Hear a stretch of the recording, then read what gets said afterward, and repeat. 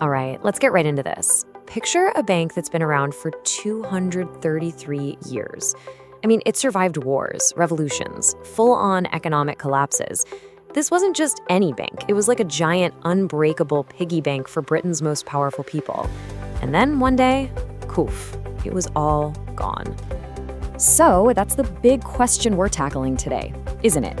How on earth does an institution that stood for centuries get completely wiped out? Not by some huge market crash, not by a war, but by one guy. One guy in his 20s. The story is honestly almost too wild to be true. So, let's set the scene. This is Barings Bank, founded way back in 1762. It was Britain's oldest merchant bank. We are talking about a place so respected, so unbelievably trusted, that the Queen of England herself was a client. I mean, it was the very definition of safe as houses. But, inside this ancient, respectable place, there was a major culture clash going on.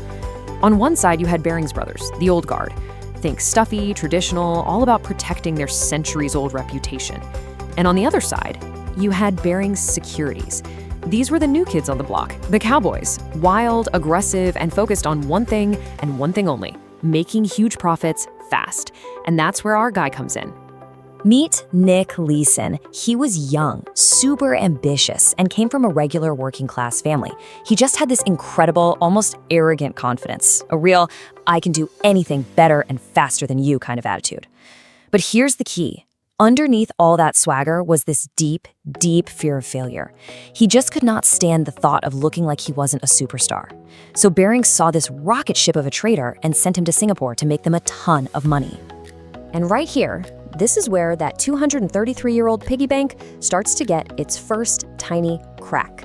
Now, this whole disaster didn't kick off with some big, evil plan. Nope. It all started with one single, tiny little mistake. An error that would spiral into an absolute catastrophe. So here's what happened. One of the junior traders on Nick's team made a pretty simple mistake. They were supposed to sell some contracts for a client, but they accidentally bought them. Whoops! The result was a £20,000 loss. Now, for a giant bank like Barings, that's basically pocket change. The normal thing to do is just report it, take the small hit, and move on. Simple. But Nick Leeson, he didn't do that. That fear of failure just kicked right in. He couldn't admit that a mistake, even a small one, had happened on his watch. So he did something that would change everything.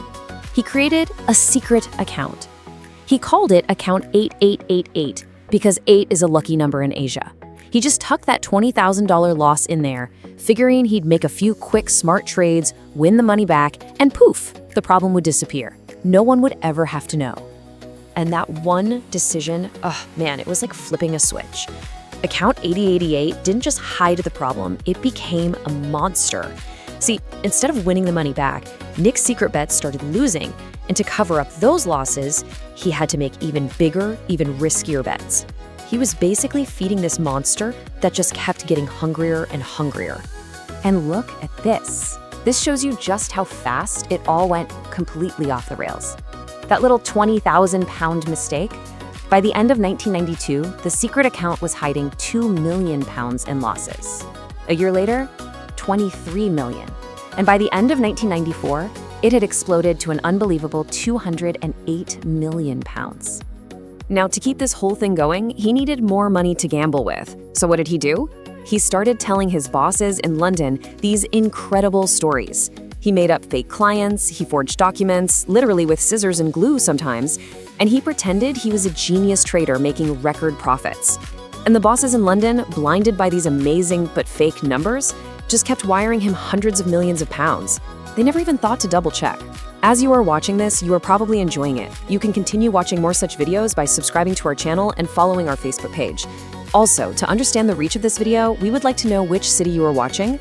Comment the name of your city and the time you watched the video. Now back to the story.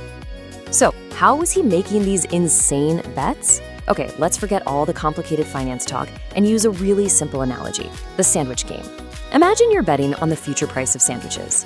A call is just a bet that the price of sandwiches will go up.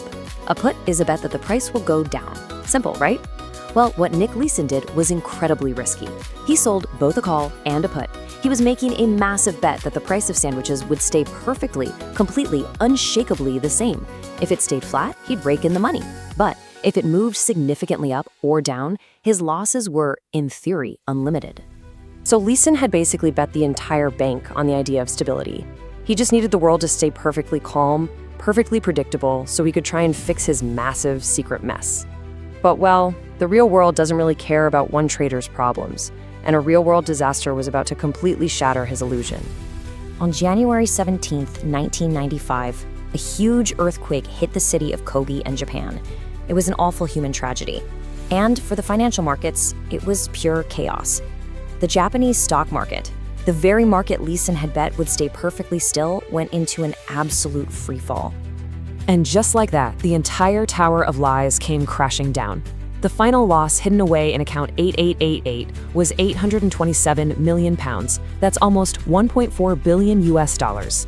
It was more than double the entire trading capital of the bank. In one catastrophic moment, Nick Leeson had single-handedly destroyed one of the oldest and most respected financial institutions on the planet. Realizing there was no way out, that the hole was just too deep to hide, Leeson did the only thing he could think of. He scribbled a note on his desk that just said, "I'm sorry." He grabbed his wife and he fled Singapore. And that kicked off a global manhunt for the man who broke the Queen's Bank. So what's the lesson here? What can we possibly take away from this incredible story of collapse? Well, the fall of Barings Bank actually holds some really powerful truths that are just as relevant today as they were back then. First off, it shows how a tiny, hidden mistake can be way more dangerous than a big, obvious one. For Leeson, hiding that initial 20,000-pound error was, in the end, a billion-dollar risk. And for Barings, their total lack of oversight, their desperation to believe the good news without checking the facts, well, that was just disastrous. They wanted the fairy tale to be true so badly that they forgot to check for monsters. And in the end, Nick Leeson himself said it best.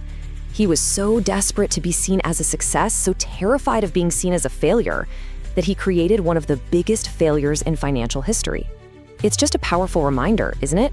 That sometimes the very thing we're trying to avoid by hiding our mistakes is exactly what we create in the process. It really makes you think, what small mistakes are we hiding and what monsters could they be feeding?